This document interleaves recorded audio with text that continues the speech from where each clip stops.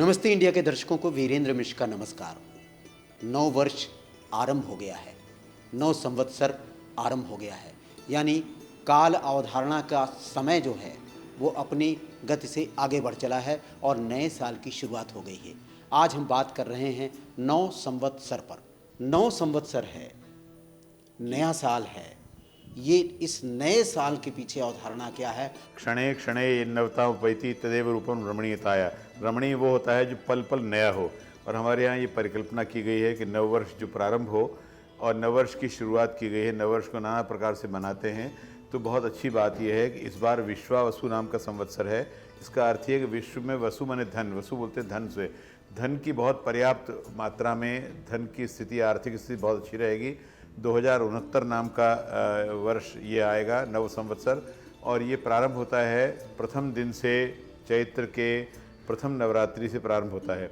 और इसमें इसको कहीं कहीं गुड़ी पड़वा का नाम से मनाते हैं, कहीं वर्षा पिरप्पू मनाते हैं। तमिलनाडु के लोग वर्षा पिरप्पू ने वर्ष प्रतिपदा के नाम से मनाते हैं, और कहीं इसको बोलते हैं युगादि माने युग की आदि, उगादि बोलते हैं, उगादि नाम से मनाते हैं। कहीं इसको नवरे बोलते हैं, कहीं नवरोज बोलते हैं, कहीं बंगाल में नववर्षम बोलते हैं। अर्थात इसके अनेक नाम एक तो हैं। और इसके मनाने का ढंग मतलब हर व्यक्ति अपने अपने ढंग से नववर्ष का स्वागत करता है। और नववर्ष के स्वागत में ऐसा मानते हैं कि तिल और गुड़, या जैसे कि नवरे बोलते हैं या नवरोज बोलते हैं, उसमें अलग अलग परंपराएं हैं। ऐसा मानते हैं कि मिश्री और साथ में नमक, नीम की पत्ती खाते हैं, भगवान को भोग लगाते हैं। कड़वा भी मीठा भी सब स्वीकार है। भगवान जो आपकी कृपा होगी वो हम सब पूरे वर्ष में स्वीकार करेंगे, परिश्रम को छोड़ेंगे नहीं, परिश्रम बहुत करते हैं। गुड़ी पड़वा में मनाते हैं कि ऊपर एक गुड़ी लगाते हैं, एक लुटिया लगा देते हैं ऊपर, उसके ऊपर एक ध्वज माने झंडा लगा देते हैं और नव वर्ष को प्रणाम करते हैं, वंदन करते हैं। इस दिन बहुत से लोग जैसे प्रारंभ हो रहा है वासंतिक नवरात्रि, आपने ठीक कहा, प्रारंभ हो रही है, तो नवरात्रि के समय में इसी समय रामनवमी आती है। तो इसमें जैसे शारदीय नवरात्र आती है, उसमें दुर्गा जी की प्रधानता होती है। दुर्गा जी को प्रणाम करते हैं, वंदन करते हैं, रामलीला आदि करते हैं। इस समय में रामचरितमानस का पाठ करते हैं, राम जी को प्रणाम करते हैं, और कवच का पाठ करते हैं, अर्गला करते हैं, कीलक, दुर्गा जी को प्रणाम करते हैं, लेकिन विशेष रूप से राम जी की पूजा करते हैं। क्योंकि राम नवमी आती है, तो राम जी को प्रणाम करके, राम जी को वंदन करके, राम जी का स्मरण करके और राम जी को स्मरण करके सारे कार्य प्रारंभ करते हैं। ऐसे भी लिखा है शास्त्रों में कि शुभ कार्य करे तो भगवान को प्रणाम कर करे। तो जैसे मैंने आपसे निवेदन किया कि इसको बोलते हैं गुड़ी पड़वा। गुड़ी पड़वा के दिन मनाते हैं, पहले पूजा करते हैं, अर्चना करते हैं, वंदन करते हैं, बड़ों को प्रणाम करते हैं। इस विशेष बात यह है, बड़ों के आशीर्वाद अवश्य मिलें, और इस दिन अपने पूर्वजों को प्रणाम करें, वंदन करें, जो चले गए उनको प्रणाम करें, वंदन करें, उनका भी आशीर्वाद लें।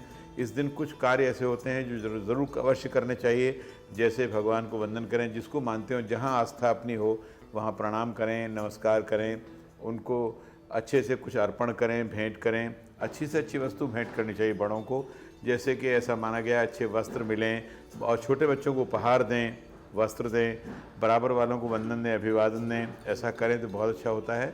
और विशेष रूप से इसमें लिखा है, इस दिन क्रोध न करें, झुंझलाहट न करें, गुस्सा न करें, बुनमुर न करें। हमारे शास्त्र में लिखा है त्यागाय संभ्रतार्थानाम, त्याग भी करें, कुछ दान करें। दान का बड़ा महत्व है, दान करें। अच्छी अच्छी वस्तु जो है, भोजन की वस्तु है, अन्न की वस्तु है, या कोई उपवस्त्र है, वस्त्र है, दुपट्टा है, अच्छा से अच्छा भेंट करें। और कुछ वस्तु को त्याग करें। त्याग का मतलब है कि इस समय संकल्प लें, संकल्प का दिन होता है, जो संकल्प का दिन मानते हैं, संकल्प लें कि हम पूरे वर्ष भर उत्साह से कार्य करेंगे, किसी की निंदा नहीं करेंगे। कभी निंदा तो कभी नहीं करनी चाहिए, लेकिन निंदा न करेंगे, किसी का आलोचना नहीं करेंगे, दूसरों को सहयोग करेंगे, और सीमा का उल्लंघन, सीमा उल्लंघन न कुरियात। शास्त्र में ज्योतिष की आपने बात की, ज्योतिष में लिखा है कि सीमा का उल्लंघन न करे, अपनी सीमाओं में रहे, और बहुत अधिक सीमा का त्याग भी न करे, जो सीमा का मतलब मर्यादा को न तोड़े। इसलिए मर्यादा पुरुषोत्तम राम जी को हम प्रणाम करते हैं और रामचरितमानस का पाठ करते हैं। जो मर्यादाएं हैं, सीमाएं, उनमें रहें, उनका ध्यान रहे घर में, परिवार में।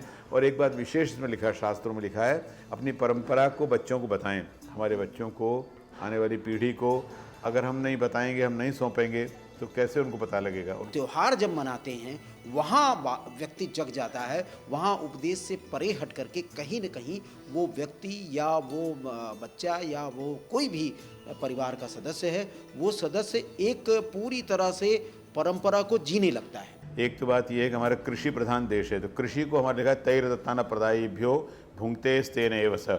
इसका अर्थ यह है कि जो भगवान को बिना अर्पण किए कोई वस्तु सामग्री या अन्न, या जो अभी जो रबी की फसल अभी तैयार हुई, तो रबी की फसल या फसल को बिना भगवान को दिए अर्पण किए अगर कोई प्रयोग करता है तो उसको स्तेन माने चोर मानते हैं, भगवान को अर्पण करे। शास्त्र में लिखा है यदि स्वयं करोति, यदि व्यक्ति स्वयं करता है तो बच्चे उसका पालनम कुर्वन्ति, पालन करते हैं।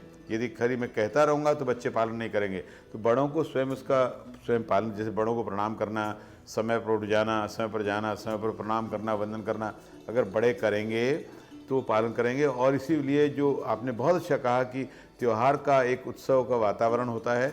उत्सव हमारे शास्त्र में कहा उत्सव प्रिया ही मानवा, मानव उत्सव को प्रिय मानता, अच्छा मानता है।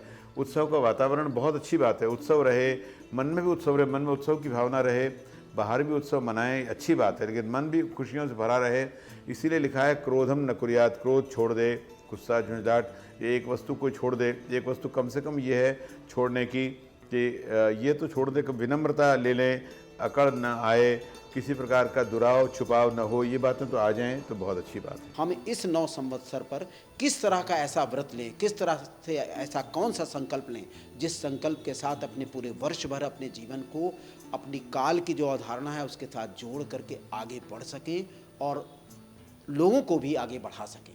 आपने बहुत ठीक कहा। एक तो लिखा है, गीता में लिखा है विषया विनिवर्तन्ते निराहार देहिना। ये बात आजकल सब लोग मान रहे हैं, अच्छी बात है। एक दिन सप्ताह में एक दिन कम से कम, या मास में एक दिन या पक्ष में एक दिन व्रत करने से हमारी जो व्यर्थ की बेकार की भावनाएं दूर हो जाती हैं, एक बात। और आपने जैसा कहा कि कोई संकल्प ने, संकल्प शास्त्र में लिखा है कर्मण्येवाधिकारस्ते मा फलेषु कदाचन।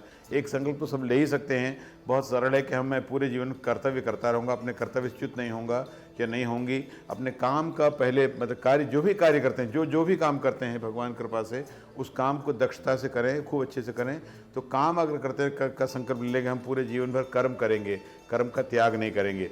कर्म संन्यास योग में गीता में लिखा है कर्म करे, कर्म में से और संन्यास ले किसी दूसरे संसार की वस्तुओं से, कर्म से संन्यास न ले ले, कर्म तो करते रहें, चाहे कोई भी हो, सन्यासी हो, गृहस्थ हो, वानप्रस्थ हो या विद्यार्थी हो, अपना कर्म करते रहें, फल की आकांक्षा इच्छा न करें, फल तो मिलेगा ही। और दूसरा ये है कि एक सप्ताह, आपने बहुत अच्छा विषय उठाया है कि एक बार सप्ताह में, इसमें नवरात्रि में भी या इसमें जो 9 संवत्सर में भी प्रथम दिन कम से कम यह है। और विषय केवल उसका अर्थ ये नहीं कि अमुक वस्तु नहीं खाना न लें, ऐसा मानते हैं क्रोध छोड़ दें, काम छोड़ दें, लोभ छोड़ दें, मोह छोड़ दें, मद छोड़ दें, मत्सर छोड़ दें, इनका त्याग करें। व्रत का मतलब ये नहीं कि नाना प्रकार के कोटू या पकौड़ी या कोई और आलू की चीज़ें ये खा लें और मतलब बैठ जाएं, हम आराम करें। कुछ वस्तु त्याग करें, कुछ वस्तु ग्रहण करें और मंदिर अवश्य जाएं, भगवान को प्रणाम करें, मन में आस्था रखें तो बात बन जाती है। हर प्रांत की अपनी अलग अलग धारणा है, 30 त्यौहार मनाने की परंपरा है। क्योंकि पूरा देश इतना विशाल है, उसकी जैसे आपने बहुत सी बात कही, कश्मीर में लोग पहले दिन जो हैं वो विशेष रूप से अखरोट रख लेते हैं, दीपक रखते हैं, कुमकुम रखते हैं, चंदन रखते थाली में, सबको दिखाते हैं, तिलक करते हैं, भगवान की वंदना करते हैं। जैसे वर्षा पिरप्पू मनाते हैं तमिलनाडु में, बहुत अच्छा कहा आपने, या गुड़ी पड़वा मनाते हैं, या युगादि मनाते हैं, या नववर्षम बंगाल मनाते हैं, उसी दिन को नाम लेते हैं। उसमें अलग अलग परंपराएं, अपनी रीति रिवाज, हमारे शास्त्र में लिखा है शास्त्राचार कुलाचार लोकाचार। शास्त्र के अनुसार कुछ काम करते हैं, कुछ लोक के अनुसार, कुछ अपने कुल के अनुसार। तो जो कुछ कार्य करें उस सब में भावना ये होती है कि हम दूसरे के क्षणे क्षणे नवम नवम, हर दिन नया सा लगे, पुरानी बातों को भूल जाए, बीती ताही बिसार दे आगे की सुधरे। जो बीत चुका है, जो वर्ष बीत गया है, सफलता मिली हो तो भी भूल जाएं, सफलता को ध्यान रखते हो गर्व हो जाता है, असफलता को तो बिल्कुल ही भूल जाएं। एक शास्त्र में आपसे निवेदन करूँ, बहुत अच्छी बात है, पूजा अर्चना अगर न कर सके, धन्यवाद देना भी प्रार्थना माना गया है। किसी को धन्यवाद देना, भगवान को, प्रकृति को धन्यवाद देना, उनका कृतज्ञ होना भी एक प्रार्थना है, ये पूजा है कि प्रकृति के प्रति, बड़ों के प्रति, बुजुर्गों के प्रति, देश के प्रति, अपने समाज के प्रति या अपनी जो मान्यता है उनके प्रति समर्पित होना, धन्यवाद करना, कृतज्ञ होना भी एक प्रार्थना है, पूजा है। उनको वंदन करके बैसाखी को, और हम कामना करते हैं कि सब लोग बहुत खुश रहें, प्रसन्न रहें, आनंद से रहें और मन में उत्साह से भरा रहे। मन मतलब कभी निराशा न हो, कभी हताशा न हो, कभी दुराशा न हो, कभी किसी के प्रति दुर्भाव न हो, तो भगवान कृपा से नववर्ष सबके लिए बहुत शुभ रहेगा। डॉक्टर साहब, आपको बहुत बहुत धन्यवाद।